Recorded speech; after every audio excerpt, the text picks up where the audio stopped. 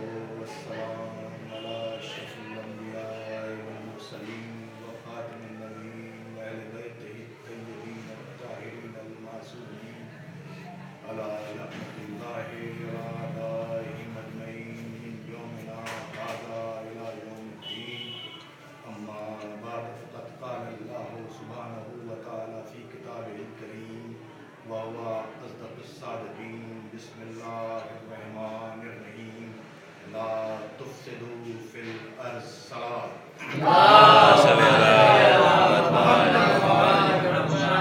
مالک کائنات مالک ارض و سما اپنی مقدس کتاب میں ارشاد فرماتا ہے لا تفسدوا فی الارض، زمین پر فساد برپا مت کرو. یہ کسی اور کا حکم نہیں ہے، یہ خالق کائنات کا حکم. پوری زمین کے لیے کہا گیا ہے، کسی ایک خطے کے لیے نہیں کہا گیا ہے. یہاں تک یہ فرش ادا جہاں بچھی ہے وہاں کے لیے بھی کہا گیا ہے، اور جو منبر جہاں رکھا ہے اس عرض کے لیے بھی کہا گیا ہے.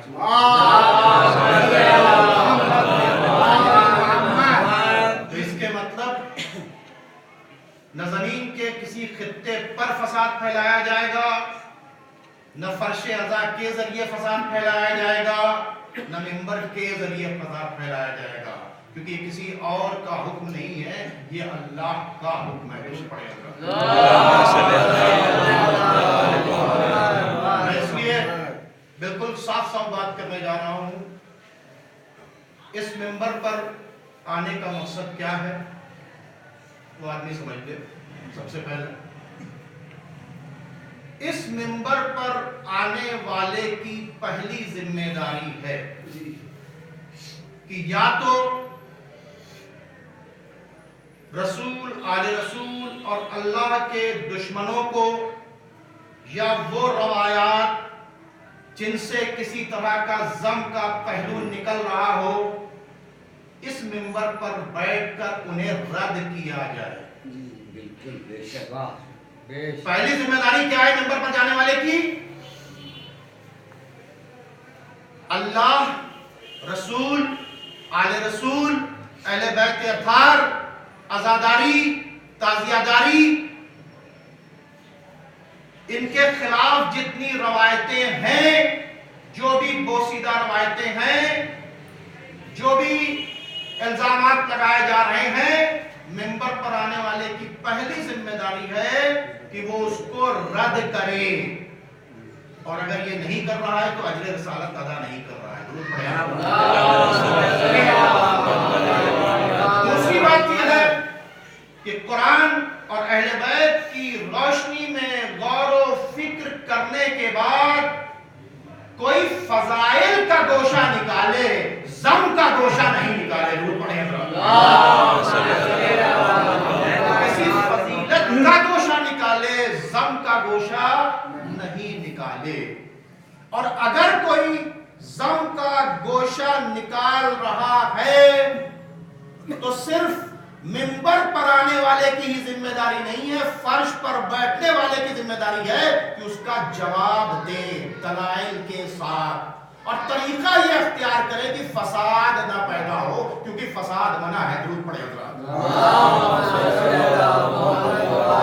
اب اگر کہیں کوئی یہ روایت پڑھ دی جائے اور جو ہمارے عقیدے سے ٹکرا رہی ہو، قرآن سے ٹکرا رہی ہو، اہل بیت سے ٹکرا رہی ہو، اہل بیت کی عظمت کا کہیں ضم کا پہلو نکل رہا ہے، تو بنیادی ذمہ داری بنتی ہے کہ منبر پر جانے والا اسے رد کرے، ورنہ اس کو سزا جناب فاطمہ الزہرا سلام اللہ علیہا دی.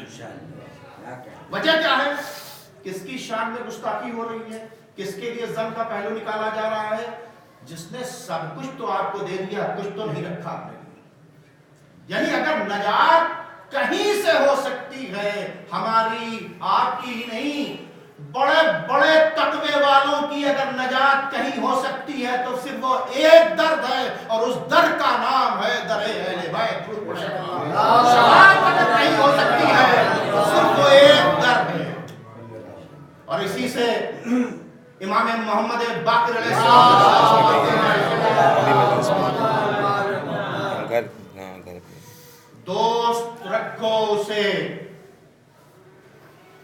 जो हमारा दोस्त चाहे तुम्हारे बाप का कातिल ही क्यों ना हो।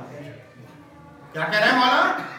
दोस्त रखो उसे जो हमारा दोस्त है, चाहे तुम्हारे बाप का कातिल ही क्यों ना हो, और दुश्मन रखो उसे जो हमारा दुश्मन हो, चाहे तुम्हारा बाप ही क्यों ना हो। पैमाना तय हो गया, चाहने वालों का पैमाना तय हो गया, पैरामीटर तय हो गया। इसके मतलब मैं कोई वैसी मजलिस नहीं पढ़ूंगा जिसमें बहुत वाह वाह हो, लेकिन मैं गौर व फिक्र आपके सामने रख रहा हूं, क्योंकि कुरान ने बार बार कहा है अफला याक़िलून, क्यों अक्ल का इस्तेमाल नहीं करते, अफला यतफक्करून, क्यों सोचते नहीं, अफला यतदब्बरून, क्यों गौर नहीं करते, अम अला कुलूबिन अक़फ़ालुहा, क्या तुम्हारे दिलों पर ताले पड़े हुए हैं? दुरूद पढ़े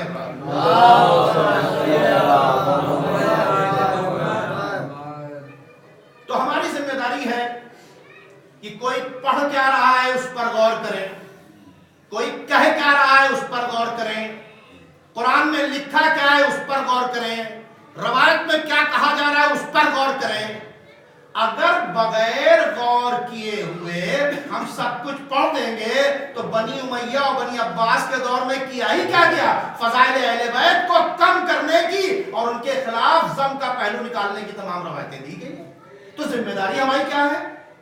आज किताबें अवेलेबल है, इंटरनेट अवेलेबल है, फैसिलिटीज अवेलेबल है, हमारी जिम्मेदारी क्या बनती है कि हम गौर व फिक्र करें। और मिसाल का है कि कौवा कान लिए जाए तो पहले कान देख लो, फिर कौवे के पीछे डालो।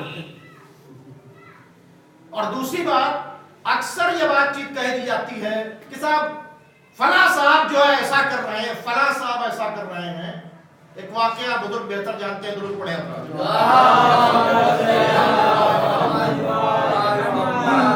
भाई। एक साहब बहुत अच्छी शक्ल सूरत में एक साहब को मिल गए, कहा सलाम दुआ के बाद कहा कि भाई आप कौन हैं? बहुत शरीफ आदमी दिख रहे हैं। मैं शरीफ हूँ बहुत, लेकिन लोग मुझे बहुत बुरा कहते हैं। कहा क्या नाम है आपका? क्या मुझे इब्लीस कहते हैं, शैतान। भाई आप तो इतने शरीफ आदमी। चला साहब लोग मुझे बहुत बुरा भला कहते हैं। तो उसके बाद क्या करते हैं, वे दोनों एक साथ बैठे एक मिठाई की दुकान के ऊपर, कहते हैं चलिए मिठाई ले आए फिर कुछ खाया जाए। मिठाई लेने के लिए जाते हैं और सामने बैठ जाते हैं, और मिठाई लेने के बाद चुपके से इब्लीस साहब एक शीरा उठाते हैं और जाने के बाद दीवार पर लगा देते हैं और आकर मिठाई खाने लगते हैं। थोड़ी देर के बाद क्या होता है, उस शीरे के ऊपर एक मक्खी आके बैठती है, उसके बाद एक छिपकली जाती है। छिपकली को जैसे ही देखता है तो हलवाई की जो बिल्ली है वो छिपकली के ऊपर टूट जाती है। और एक साहब मिठाई खरीदने के लिए आते हैं, उनके पास एक कुत्ता होता है, जैसे ही वो बिल्ली को देखता है उसके ऊपर पूरा परात गिर जाता है। लोग कहते हैं ला हौला वला कुव्वता, क्या शैतान ने। तो शैतान वहां कर देखे साहब हमने कुछ नहीं किया, हम इतनी दूर बैठे हुए हैं और आपने ये सब कुछ कह दिया। तो समझदार आदमी ने, जिसकी अक्ल खुली थी, अक्ल बंद नहीं थी, जो हुलिया से मुतासिर नहीं था, उसने कहा मियां ना तुम शीरा लगाते, न मक्खी बैठती, न मक्खी बैठती, न छिपकली जाती, न छिपकली जाती, न बिल्ली जाती, न बिल्ली हमला करती, न कुत्ता हमला करता। इसके मतलब तय कीजिए कि शीरा कौन लगा रहा है। जब तक ये चीजें नहीं तय होंगी, इसके मतलब आप किसी अपनी अक्ल का इस्तेमाल नहीं कर रहे हैं। और अल्लाह ने आपको आजाद पैदा किया है, इसलिए कहा गया है कि अक्ल का इस्तेमाल करें। दुरूद पढ़े अब मैंने क्या कहा कि तरीका क्या है कि रवायत को चेक किया जाए। किताबों में बहुत कुछ लिखा हुआ है। आइए शिया अकीदा क्या है बयान करें। शिया अकीदा यह है कि अहले बैत कभी भी कुरान से जुदा नहीं हो सकते। है या नहीं है? हौज़े कौसर तक पहुंचेंगे। शिया अकीदा क्या है? कुरान का सूरा नंबर 59 आयत नंबर 7, जिसमें साफ साफ लिखा है कि रसूल जो दे दे ले लो, जिस चीज से रोक दे رک جاؤ. کیا ہے؟ سورہ نمبر 59 آیت نمبر 7. رسول جو دے دے لے لو، جس چیز سے روک دے رک جاؤ. آیت تطہیر سورہ نمبر 33 آیت نمبر 33 کیا کہا گیا ہے؟ اہل بیت تک رچ جا ہی نہیں سکتا. یہ کس نے گارنٹی لی ہے؟ یہ اللہ نے. اللہ نے آیت تطہیر میں گارنٹی لی ہے کہ اہل بیت ہر طرح کی کمی، زیادتی، ترکیب، ان سب چیزوں سے. اور اہل بیت کے بارے میں قرآن نے کیا کہا؟ وَمَا تَشَاءُونَ إِلَّا أَن يَشَاءَ اللَّهُ. یہ وہ چاہتے ہیں جو اللہ چاہتا ہے. قرآن کیا کہہ رہا ہے؟ رسول جو دے دے لے لو، جس چیز سے روک دے رک جاؤ. خبردار رکے رہے نا. یہاں تک ہے کہ رسول کی آواز پر بھی اپنی آواز بلند نہ کرو، ورنہ تمہارا سارا اعمال جو ہے حقارت کر دیے جائے گا. اب اگر رسول منع کر دے کسی بات کو اور کوئی یہ ثابت کرنے کی کوشش کرے کہ رسول کے منع کرنے کے باوجود جناب فاطمہ زہرا سلام اللہ علیہا نے اس عمل کو انجام دے دیا، تو ایسا پڑھنے والا عقیدہ قرآن کے خلاف پڑھ رہا ہے، حدیث ثقلین کے خلاف پڑھ رہا ہے. تو ممبر پر جانے والے کی ذمہ داری ہے کہ اسے رد کرے، اسے سپورٹ نہیں کرے. درود پڑھے. ہمارے یہاں روایت کو چیک کرنے کا پیرامیٹر کیا ہے؟ وہ روایت جو قرآن سے مل جائے ہم لے لیتے ہیں، جو قرآن سے ٹکرائے ہم دیوار پر مار دیتے ہیں. یہی پیرامیٹر ہے نا. روایت میں کیا پڑھا گیا کہ رسول کے منع کرنے کے باوجود معاذ اللہ جناب فاطمہ نے امام حسن کو دودھ پلا دیا. اس کا نقصان یہ ہوا کہ امامت ادھر منتقل ہو گئی. معاذ اللہ توبہ توبہ. قرآن کہہ رہا ہے کہ جو کچھ دے دیں لے لو، جس چیز سے روک دے رک جاؤ. تو اگر رسول کسی بات کو منع کریں گے تو فاطمہ کر ہی نہیں سکتی. یہ ہمارا عقیدہ ہے. اگر کوئی ہمارے عقیدے کے خلاف بات کرے گا تو اس کو رد کرنا ہماری ذمہ داری ہے. اس کو یہ نہ فتنہ ہے نہ فساد ہے. جس نے اس غلط روایت کو پڑھا ہے اس کو معذرت کرنا چاہیے. درود پڑھیں حضرات. یہ واقعہ یہی نہیں ہے. سنیے، پیغمبر نے پیدا ہوتے ہی امام حسن کو اپنا لعاب دہن دے دیا. کتاب کا نام نقوش عصمت، لکھنے والے علامہ ذیشان حیدر جوادی صاحب، صفحہ نمبر 208. دوسری کتاب 14 ستارے، لکھنے والے علامہ نجم الحسن کرارنی صاحب، صفحہ نمبر 107. اس کتاب میں صاف صاف لکھا ہے کہ پیغمبر نے پیدا ہوتے ہی امام حسن کو دودھ پلا دیا. تو علامہ ذیشان حیدر جوادی صاحب بھی یہ کہہ رہے ہیں، علامہ نجم الحسن کرارنی صاحب بھی کہہ رہے ہیں. یقیناً انہوں نے تحقیق کرنے کے بعد کتاب لکھی ہے. انہوں نے جہاں سے ضم کا پہلو نکل رہا تھا اس چیز کو رد کیا ہے، لیکن اس کے باوجود بھی اس بات کو پڑھنا اور جب اس پر کوئی اعتراض کرے تو اس پر فتنے کا الزام لگانا، اگر یہی انصاف ہے تو پھر انصاف کسے کہتے ہیں؟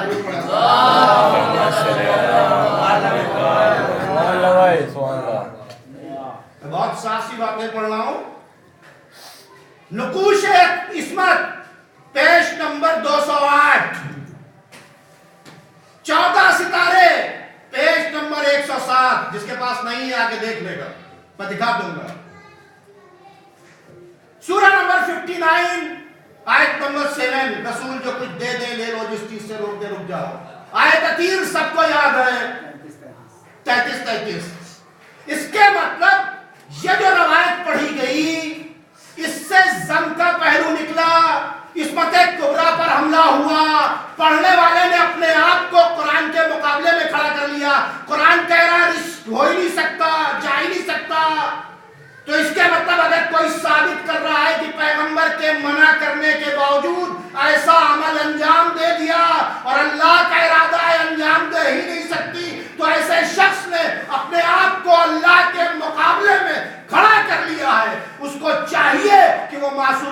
معافی مانگے اور جہاں تک یہ باتیں گئی ہیں وہاں تک پہنچائے کہ اس نے غلط پڑھا ہے. یہ کہہ کے پیچھا نہیں چھوٹے گا کتابوں میں لکھا ہے. ارے کتابوں میں تو نہ جانے کیا کیا لکھا ہے. کتابوں کی روایت کو قرآن سے چیک کرنے کے بعد ہی مانا جائے گا. درود پڑھیں. اور اگر اس کو کہا جائے اس پر کسی کو یہود و نصارہ کا ایجنٹ, کسی کو مرجع مخالف, کسی کو علماء دشمن, اس طرح کے اگر الزامات لگائے جائیں تو منبر یہ بھی نہیں حق دیتا کہ کسی پر جا کر بہتان لگاؤ. یہ بھی تو حق نہیں ہے.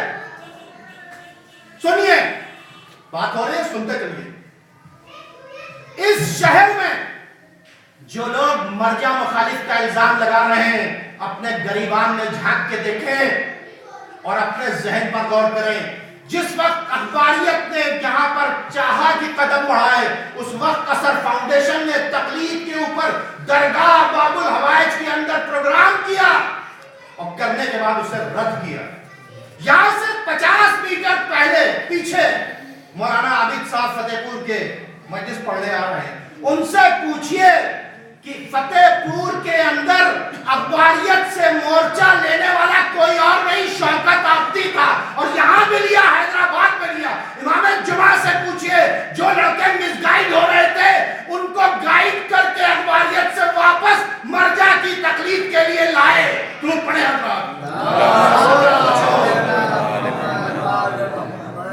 اس کے مطلب مرجع مخالف کا الزام لگ کے تو ہم کو گمراہ کرو گے, واقعات کو ٹیسٹ کرو گے. یہ منبر یہ فرش ازا اس لیے ہے کہ عزاداری کا تحفظ کیا جائے. یہ فرش ازا اس لیے ہے یہاں فضائل اہل بیت بیان کیے جائیں. یہ اس لیے ہے کہ غلط روایتیں اگر پڑھی جائیں تو اس کو روکا جائے, ٹوکا جائے. بڑے افسوس کی بات چیت ہے, ہمارے حالات تو عجیب ہو چکے ہیں. کیا ہے میں آپ کو بتا رہا ہوں. آج قمع و زنجیر کو لے کر ایک ایشو بنا ہوا. جناب اس شہر میں 99% لوگ سیستانی صاحب کے مخالف ہیں نا مقلد. بھائی آپ سب یہاں بیٹھے ہیں کس کے مقلد ہیں؟ ہو سکتا ہے ایک آدھ آدمی خامنہئی صاحب کا مقلد ہو اور باقی لوگ سیستانی صاحب کا مقلد ہیں. تو سیستانی صاحب کے مقلدین پر خامنہئی صاحب کا تو فتویٰ نہیں چسپا کیا جائے گا. سیستانی صاحب کے مقلدین پر سیستانی صاحب کی باتیں بتائی جائیں گی. سیستانی صاحب نے اگر منع کیا ہے تو سیستانی صاحب کے مقلدین کو سنجام نہیں دینا چاہیے, یہ تو نا. اور اگر خامنہئی صاحب کے مقلدین ہیں ان کا دل چاہے کریں یا نہ کریں, اپنے اپنے مرجع کی بات کو مانے, بے وجہ کا اختلاف نہیں پیدا ہوگا. جب سیستانی صاحب کے مقلدین پر خامنہئی صاحب کے فتوے کو پیش کیا جائے گا تو آٹومیٹکلی کریش پیدا ہوگا. تو اس کو کون کر رہا ہے؟ کون سیستانی صاحب کے مقلدین کو خامنہئی صاحب کا فتویٰ بتا رہا ہے؟ جو بتا رہا ہے پہلے اس سے پوچھو کہ وہ کس کا مقلد ہے. اگر وہ سیستانی صاحب کا مقلد ہے اور سیستانی صاحب نے منع نہیں کیا اور وہ منع کر رہا ہے تو ان کے حدود سے بھی آگے بڑھ رہا ہے. تو وہ خود جس مرجع نے منع نہیں کیا اس کی مخالفت کر کے حدود مرجع میں مداخلت کر رہا ہے.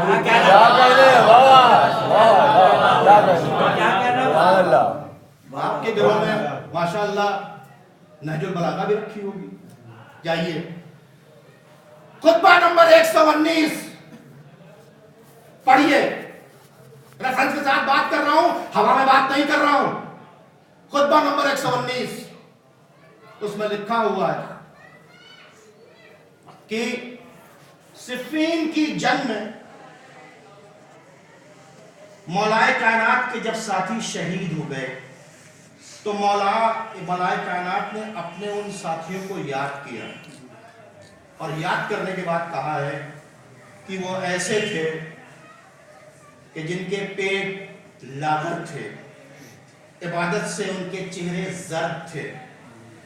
اور مولا کہتے ہیں, پورا خطبہ آپ دیکھ لیجیے گا, مجھے یاد نہیں لیکن میں آپ کو بتا دے رہا ہوں, جا خود پڑھیے گا. اس میں مولا جس چیز کو یہ میرے وہ ساتھی ہیں، یعنی یہ میرے ساتھی نہیں بلکہ کہا یہ میرے بھائی تھے. کس کو کہا؟ صفین کی جنگ میں مولا کائنات کی طرف سے جو لوگ کیا کر رہے تھے؟ جنگ کر کے شہید ہو گئے تھے.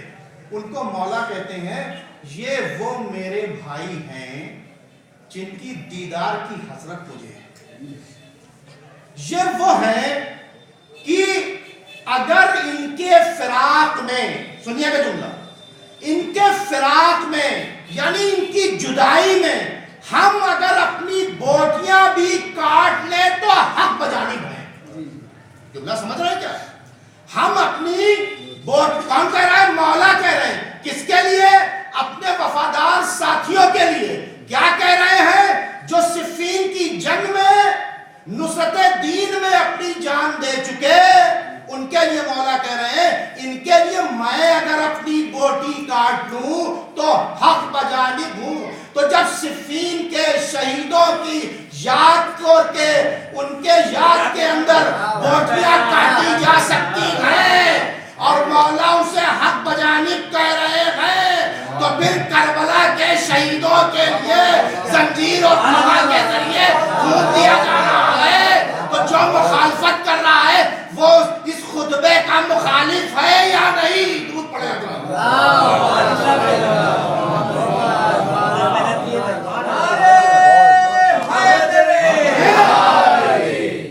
چاہیے. خطبہ نمبر 119 پڑھیے. ہمیں پڑھنے میں بڑا وقت لگتا ہے، راتوں کی نیند چلی جاتی ہے. ٹھیک ہے عربی نہیں آتی لیکن اردو میں اتنی کتابیں پڑھی ہیں کہ ہمارے وزن کو 20 سے ضرب دے دو حاصل ضرب آئے گا. اتنی کتابیں پڑھی ہیں. اور یہی شہر جہاں آج کلاسز چل رہے ہیں، یہ کلاسز شوکت بھارتی نے شروع کیا، اور جب بچے آتے تھے تو سبجیکٹ طے نہیں ہوتا تھا. شیعت پر جتنے اعتراض ہوتے تھے سوال کرتے تھے اور جوانوں کو اعتراض کا جواب دیا جاتا تھا.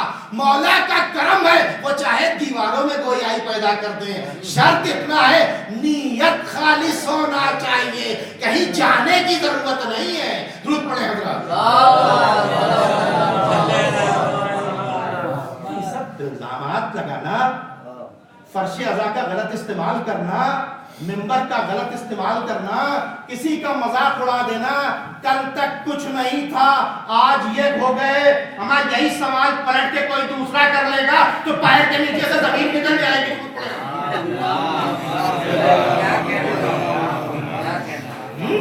حق بیانی کیا گناہ ہے؟ حق کہنا کیا گناہ ہے؟ حق بولنا کیا گناہ ہے؟ ارے یہ کیا طالبان کا شہر ہے؟ یہ طالبان کا شہر نہیں ہے. یہاں کسی کی حکومت نہیں ہے. یہاں مولا کے چاہنے والے فرش ازا بچھاتے ہیں، اور فرش ازا بچھے گی تو اس میں جو بھی عظمت اہل بیت کم کرے گا یا عزاداری پر حملہ کرے گا، چاہے اپنا ہو یا بیگانہ ہو، اس کو جواب دیا جائے گا. تبلیغ کیجیے، نماز کی، روزے کی. لعنت ہے ان لوگوں کے اوپر جو نماز روزے کی مخالفت کرتے ہیں. لعنت ہے ان لوگوں کے اوپر جو مرجع کی مخالفت کرتے ہیں. کیونکہ ایکسپرٹ کے ذریعے جو بات مانیے گا وہ زیادہ بہتر ہوگی. جب مکان بنواتے ہیں ایکسپرٹ کے ذریعے، کپڑا سلواتے ہیں ایکسپرٹ کے ذریعے، تو پھر دین کے لیے ایکسپرٹ کی تو ضرورت ہے نا. تو دیکھو ایکسپرٹ نے کیا کہا ہے؟ ایکسپرٹ نے یہ کہا ہے کہ اگر جان جانے کا اندیشہ ہو یا کہیں سے بدنامی ہو رہی ہو، یعنی دو کنڈیشنز میں منع کیا ہے، کسی اور کنڈیشن میں منع نہیں کیا ہے. اور یہ آج سے نہیں شروع ہوا، یہ ماتم زنجیر و کماکہ سینکڑوں سال سے ہو رہا ہے. امام خمینی صاحب کے سامنے بھی ہوا، خوئی صاحب کے سامنے بھی ہوا، محسن حکیم صاحب کے سامنے بھی ہوا. امام کس کے سامنے نہیں ہوا؟ سب نے تو کہا کہ میں ان کی والدہ سے ڈرتا ہوں. تم ڈر ہی نہیں رہے، اتنی جسارت سے گئے. کیا کہنے پانی اور دینا. ایک اور درود پڑھیں حضرات.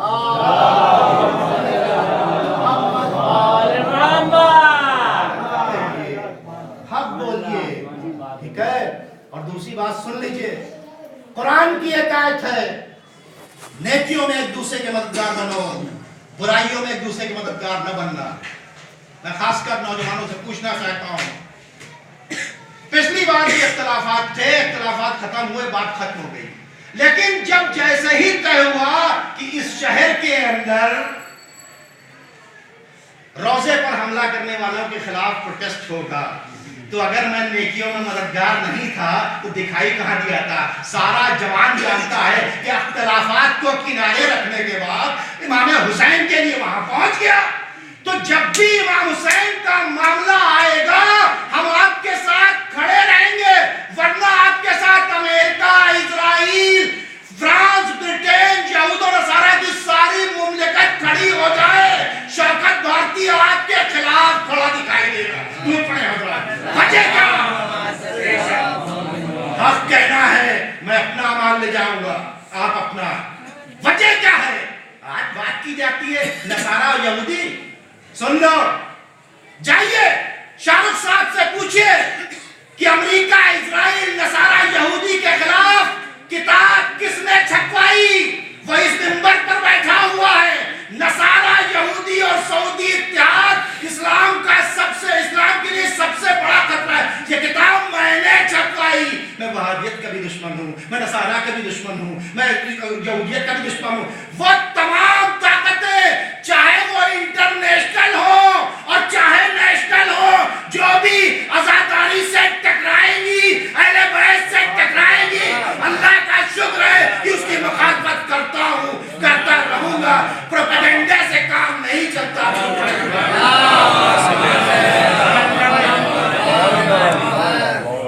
लोग ये कहते हैं कि साहब इसके बड़े खराब असरात पड़ते हैं। जनाबे वाला, शायद वाक़यात करबला का मुतालिया गौर से किया होता, यजीद ने पूरा प्रोपेगेंडा कर दिया था। क्या कर दिया था? माज़अल्लाह वादी है, खुरूज किया, दरबार सजा दिया था, सब कुछ कर दिया था, कूफा, शाम, सब क्या प्रोपेगेंडा किया था कि हुकूमत के खिलाफ बगावत की। हमारे हुसैनी हो, प्रोपेगेंडे से डरते हो?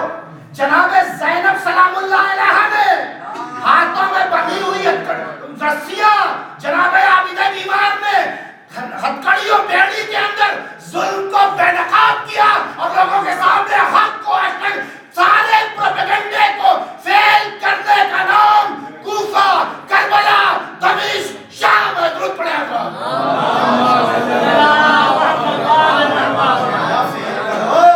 जवाब दो, इसमें ताकत लगाओ। हमें कौन सी चीजें बंद करते रहोगे? आजकल क्या चल रहा? सब बड़ी बर्बरियत है। इसको देख के हमें यूरोप के अंदर बकरा काटना बंद कर दिया गया, अमेरिका के अंदर हलाल। क्यों? बर्बरियत है। अमा यार, ये लोग कौन से बेवकूफ है, पत्थर पे पत्थर मारते हैं हज के दरमियान में। क्या हज बंद कर दिया गया?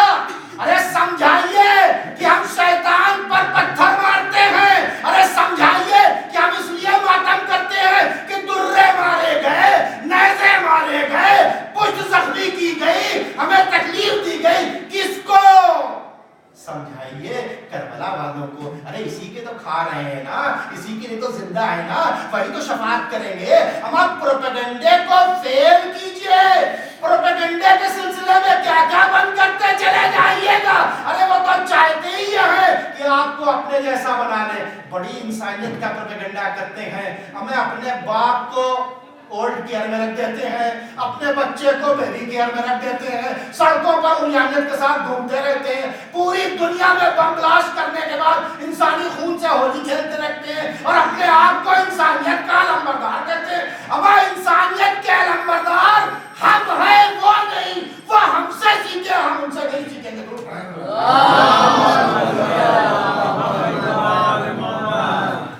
एक और दूध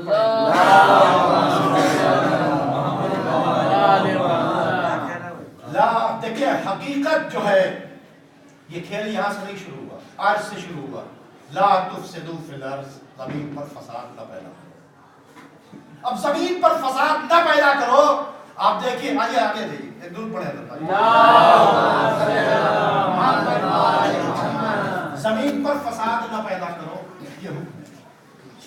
فساد شروع کیوں؟ اچھی خاصی عبادت چل رہی تھی عرش پر، تسبیح و تحلیل کی صدائیں تھی. اللہ تعالیٰ نے کیا کہا کہ میں زمین پر اپنا خلیفہ بنانے والا ہوں. ارے اس کو بنائے گا جو قتل و غارت کری گئے گا. ہم تیری تسبیح کرتے ہیں ہم، اس کے مطلب احتجاج شروع ہو گیا. اللہ تعالیٰ نے کیا کیا؟ آدم کو تیار کیا. آدم کو تیار کرنے کے بعد کیا کیا؟ حضرت آدم جب تیار ہو گئے کہا کہ بھائی امتحان کی منزل سے گزارا. جلدی لیجیے آپ کو، کیونکہ پھر یہ تقریر 3-4 گھنٹے چلی جائے گی، اس لیے مسئلہ کا بات کرنا. اللہم صلی اللہ محمد و آل محمد. حضرت آدم کو اسما سکھائے اور اس کے بعد کیا کہا؟ امتحان کی منزل سے گزارا. جناب جیسے ہی فرشتے امتحان میں فیل ہوئے، یہ کہہ کر سجدے میں چلے گئے بے شک میرے معبود آدم ہم سے زیادہ علم رکھتے. اس کے مطلب فرشتہ صفت اگر انسان ہوگا تو اگر کوئی علمی بات چیت ہوگی تو اسے مان لے گا، مان لے گا. اور مانا کس نے نہیں تھا؟ کس نے نہیں مانا تھا؟ سب سے زیادہ عبادت گزار، سب سے زیادہ اللہ اللہ کرنے والا، فرشتوں کا سردار استاد. وہ استاد جو ہے وہ کہنے لگا ہے ہم آگ سے بنے ہیں، یہ مٹی سے بنے. ہمیں امتحان ہو رہا تھا، فیل ہو گئے، کیا جس سے بنے ہو؟ اب یہی تو نا، ہم یہاں پڑھے ہوئے ہیں، ہم وہاں پڑھے ہوئے ہیں، ہم وہاں پڑھے ہوئے ہیں. ہمیں غلط پڑھو گے، غلط روایت پڑھو گے، ہمیں کہیں پڑھے ہو.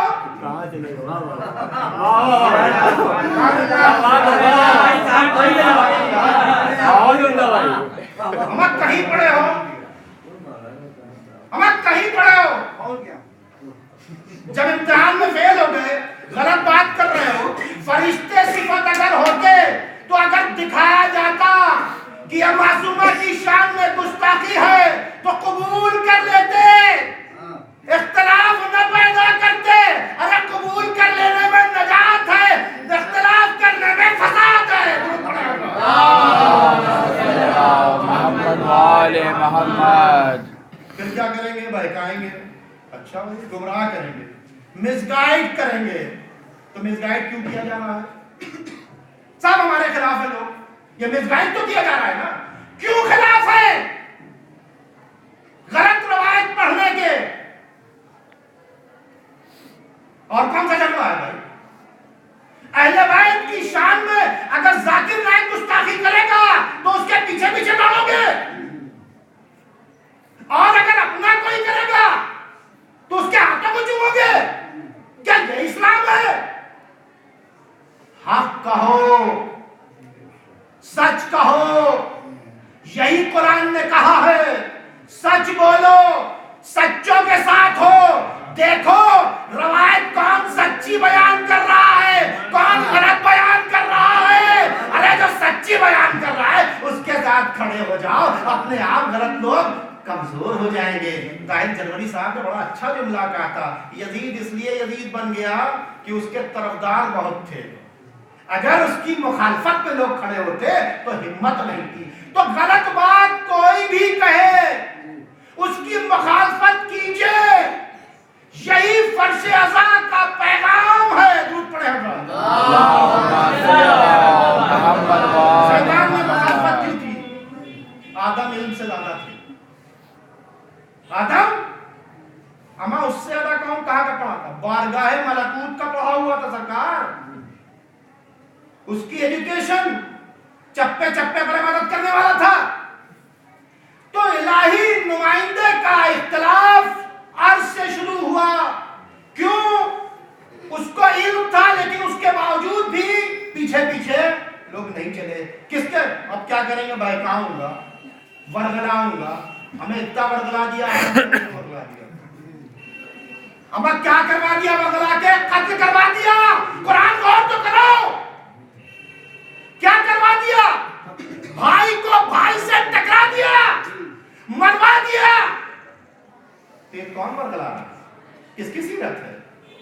میں قرآن کے آئینے میں غور و فکر کروانا چاہتا ہوں، کیونکہ قرآن نے کہا ہے افلا یعقلون، کیوں عقل کا استعمال نہیں کرتا؟ افلا یتفکرون، کیوں سوچتے نہیں؟ افلا یتدبرون، کیوں غور نہیں کرتے؟ ڈیپ میں جا کے کیوں نہیں کرتے؟ قرآن نے کہا ہے اے لوگوں اگر تمہارے پاس کوئی خبر لے کر آ جائے تو پہلے تحقیق کر لیا کرو، ایسا نہ ہو کہ کسی کے اوپر چڑھ دوڑو۔ تو بات کیا ہو رہی ہے؟ تحقیق کر لیجئے، تحقیق میں جو غلط نکلے اس کی مخالفت کیجئے، اور یہی تو کہا ہے کہ حق علی کے ساتھ ہے، علی حق کے ساتھ ہے، یعنی حق ڈھونڈتے ڈھونڈتے جاؤ گے تو علی تک پہنچ جاؤ گے، اور علی کے ساتھ کھڑے رہو گے تو حق کے ساتھ اپنے آپ کھڑے ہوگے۔ تو اگر جناب فاطمہ کو معصوم مانتے ہو تو حق کو تلاش کرنے کی ضرورت نہیں ہے، جہاں کوئی غلطی ثابت کرے وہاں سمجھ لینا کہ وہ حق کے ساتھ نہیں ہے، دور پڑے گا۔ محمد والے نمائندے کا ٹکراؤ بہت کئی اشرا نکل جائے گا۔ عرش سے شروع ہوا، فرش پر آ کر شروع ہوا، فرعون کا زمانہ موسیٰ سے ٹکرا گیا، الہی نمائندہ۔ نمرود کا زمانہ ابراہیم سے ٹکرا گیا، یہ ٹکرائی نا الہی نمائندے۔ حق کہنے والوں سے ٹکراؤ رہا، ٹکراؤ رہے گا، اور وہ اکثریت میں رہیں گے، قلت میں رہیں گے۔ چونکہ جب شیطان نکالا جانے لگا تو اس نے کہا میں صراط مستقیم پر بیٹھ کر بہکاؤں گا، تو پھر کیا کرے گا؟ اکثریت کو گمراہ کر دوں گا، جو قلیل لوگ ہوں گے وہ صراط پر ہوں گے۔ تو حق کے ساتھ قلیلی ہوگا، کثیر نہیں ہو سکتا۔ اللہم صلی اللہ محمد والے قرآن کے آئینے میں آپ تک لا رہا ہوں۔ تو جناب موسیٰ کو نہیں مانا، ٹھیک ہے، کیا کیا؟ کسی نبی کو آگے سے چلوا دیا، کسی کو آگ میں ڈلوا دیا، یہ تو کیا نا۔ تو جب یہ سب کیا کس کے ساتھ؟ حق بیانی کرنے کا۔ اب جیسے ہی بات پیغمبر، اب پیغمبر نے تمام چیزیں بتا دی، اور کیا کہا؟ تم میں کسی سے کوئی افضل نہیں، نہ گورا کالے سے، نہ کالا گورے سے، نہ عرب عجم سے، نہ عجم عرب سے، تم میں سب سے زیادہ افضل وہ ہے جس کا تقویٰ سب سے زیادہ بلند ہو۔ یہی تو کہا تھا نا، یہ کہتے آئے تھے نا۔ غدیر کب ہوتی ہے؟ 18 تاریخ کو۔ حج کب ہوتا ہے؟ 10 تاریخ کو۔ 10 تاریخ کو کہا تھا کہ کوئی کسی سے افضل نہیں ہے، نہ گورا کالے سے، نہ کالا گورے سے، نہ عرب عجم سے، نہ عجم عرب سے، یعنی قبیلہ پروری، کنبہ پروری، سب کی مخالفت کر دی تھی۔ اور صرف 8 دن کے بعد غدیر میں کیا کیا؟ جیسے ہی بلند کیا تو لوگوں نے تو دیکھا ہوگا، ہمیں یار ابھی تو قبیلہ پروری، کنبہ پروری کی مخالفت کی تھی، اب یہ اپنے قبیلے بنی ہاشم، اپنے داماد کو، اپنے چچیرے بھائی کو افضل کر رہے ہیں۔ سوال کیوں نہیں اٹھا؟ سوال اس لیے نہیں اٹھا کہ پیغمبر نے علی کو رشتہ داری کی بنیاد پر نہیں بلند کیا تھا۔ جب لوگوں نے اپنے تقوی کو دیکھا اور علی کے تقوی کو دیکھا تو ان کو اپنے میں اور علی میں زمین و آسمان کا فرق نظر آیا۔ بس یہ کہا کہ بخین جب درود پڑھا تھا، اللہم صلی اللہ محمد والے محمد۔ الہی نمائندہ اب کیا کیا؟ سب کچھ دیکھ لیا کہ الہی نمائندہ، جان لیا کہ نہ علی کے جیسی ہماری نمازیں، نہ علی کے جیسا ہمارا ایمان، نہ علی کے جیسا روزہ، یعنی کچھ نہیں۔ یہ اور بات ہے کہ رشتہ داری میں بھی علی پیغمبر سب سے افضل تھے، یعنی کسی چیز میں علی ایسے نہیں تھے کہ کسی سے کم ہو، تاکہ دنیا والے یہ نہ کہیں کہ صاحب رشتہ داری کی بنیاد کے اوپر بنا دیا۔ ہمارے غدیر میں ہوتا ہے کہ جو اہل ہے اس کو بڑھایا جائے، مدرسوں میں یہ ہوتا ہے کہ اولاد کو بڑھا دو، خوشامد پسندوں کو بڑھا دو، چاپلوسوں کو بڑھا دو، باصلاحیت لوگوں کو آگے نہ بڑھاؤ۔ 99% اٹھا دیں۔ کہاں ہوتا ہے؟ دیکھ لیجیے، پورے ہندوستان کے اندر گھوم آئیے، صلاحیتوں کی بنیاد کے اوپر ہے یا رشتہ داریوں کی بنیاد کے اوپر ہے؟ کیا ابو القاسم صاحب کی کم صلاحیت ہے؟ کس کو ہونا چاہیے نمائندہ؟ جو سب سے افضل ہو۔ ہم لوگ 10 لوگ بیٹھے ہیں، ہم میں جو سب سے بیسٹ ہوگا اس کے ہاتھ پہ لگام ہونا چاہیے نا. یہی تو طریقہ ہے نا. طریقہ قدیری ہے نا. طریقہ سفیانی کچھ اور ہے, سقیفائی طریقہ کچھ اور ہے. سقیفائی طریقہ جو ہے وہ دوسرا ہے. قدیری طریقہ یہ ہے کہ صلاحیتوں کی بنیاد پر آگے بڑھایا. اللهم صل على محمد وآل محمد. کوئی ڈر نہیں, کوئی مجلس پڑھوائے یا نہ پڑھوائے, پڑھوں گا تو حق پڑھوں گا.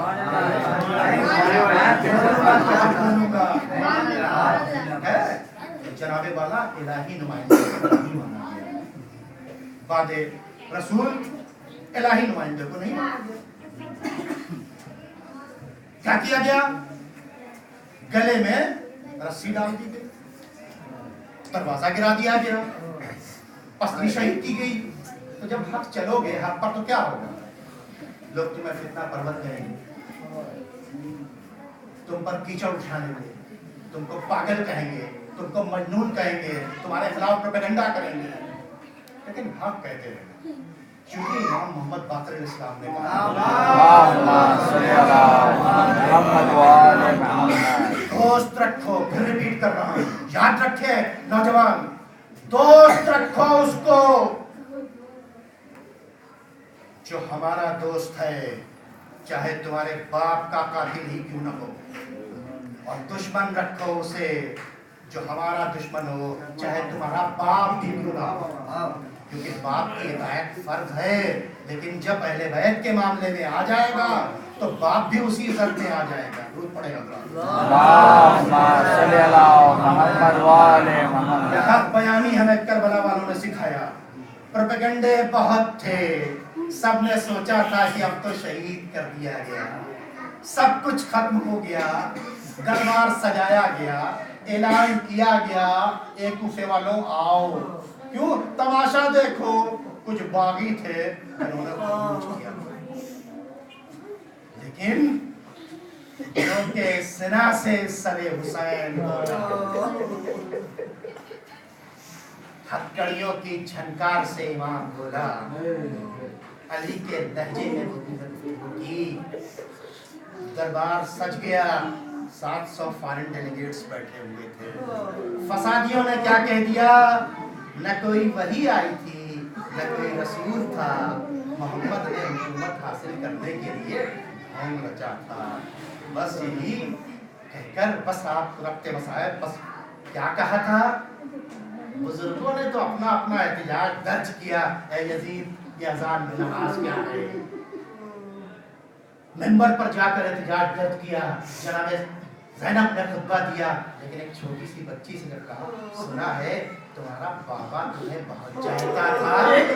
ہم تو یہ سمجھتے ہیں, ہم تو یہ سمجھے کہ واقعی تمہیں چاہتا ہے, کیوں جھٹلا کیا رہا تھا؟ قرآن نے کہا تھا جو میری راہ میں شہید ہوئے ہیں خبردار انہیں مردہ گمان نہ کرنا. وہ ثابت کر رہا تھا کہ باغی ہے. وجہ تو نہیں کہا تھا کہ اس کے بعد ننھے سے جڑے ہوئے دامن کو بند کیا, میرے بابا یہ میرا امتحان لینا چاہتا ہے. کیا ہوا؟ تشت سر حسین بلند ہوا اور بچی کے دامن کے اندر آ گیا, اور بچی نے کیا کیا, بچی نے اس کو دامن میں لیا, منہ پہ منہ رکھ کر رونا شروع کیا اور بتایا کہ دیکھو ہم حق کے ساتھ ہیں. آزاداران مظلوم کربلا, بس آپ کی زحمت کو تمام کرنا ہے. یزید پشیمان ہوا. وجہ کیا تھی کہ اس کا سارا دربار پلٹ گیا. اسی کے دربار میں جن کو مجمع اکٹھا کیا تھا اس نے پلٹ کر کہا, وائے ہو یزید, ہم تو جناب عیسیٰ کی حوارین کی فلاح پشت میں ہیں. ہمارے سامنے جب وہ جس گدھے پر چلتے تھے اس کا کھر سامنے آتا تھا تو ہم اس کی تعظیم کے لیے کھڑے ہو جاتے تھے. ارے تو جس نبی کا کلمہ پڑھتا ہے, ارے اس کے بیٹی کے بیٹے کو قتل کر دیا. یہ کہہ کر کٹے ہوئے سر کے قریب آیا, اشہد ان لا الہ الا اللہ اشہد ان محمد رسول اللہ. آزاداران مظلوم کربلا, دربار الٹ گیا, ساری سازشیں فیل ہوئی, قید خانے میں بند کر دیا گیا. آزاداران مظلوم کربلا یہ سب قید خانے کے اندر بند تھے. کہ ایک بار کی کیا ہوا کہ ایک بار زندان سے دربار نے کہا, اے محمد علیہ السلام, دیکھیے کہ پتہ نہیں کون معظمہ ہے جو باہر رات میں روتی ہے. کہا نہیں بھائی ہمارے یہاں تو کوئی بھی نہیں نکلتا اور تو تالا ڈال دیتا ہے. کہا کہ ایسا ہے کہ اچھا کل جب رونے کی آواز آئے تو پھر مجھے بلا لینا. آزاداران مظلوم کربلا رات کا سناٹا ہوا. باپ حسینہ کی آواز بلند ہوئی. جناب زینب گئی اور جانے کے بعد کہنے لگی اے معظمہ یہ بتائیے کہ کیا آپ کا جوان بیٹا مر گیا؟ اس کا بھی نام حسین تھا. بس ایسے ہی انہوں نے کہا اے زینب تم نے مجھے نہیں پہچانا، ارے میں تمہاری ماں فاطمہ ہوں. آزاداران مظلوم کربلا اتنا انقلاب پیدا ہوا کہ یزید کی بیوی کہاں آئی؟ قید خانے میں آئی. اور قید خانے میں آنے کے بعد اس نے کیا کیا کہ جب آگے قیدیوں سے ملنا چاہا اور جب ملنے لگی قیدیوں کو تو اس کے بعد جب پتا چلا کہ یہ جناب زینب ہے تو اس کے بعد کیا کیا دربار میں آئی، اپنی رضا کو اٹھا کر پھینک دیا. یزید نے کہا کہ ارے یہ تو نے کیا کہا؟ کہا وائے ہو تجھ پر، ارے جس نبی کا کلمہ پڑھتا ہے ارے اس کے گھر والوں کو تو قید کر رکھا ہے، ارے میں چادر پہنے رہوں. آزاداران مظلوم کربلا انقلاب پھیلتا رہا. وہ انقلاب کب کس طرح سے ہوا؟ سب تو اپنا کام کر رہے تھے. ایک ننھی سی بچی جس نے ایک دن بہت رونا شروع کیا، چپ ہو ہی نہیں رہی تھی.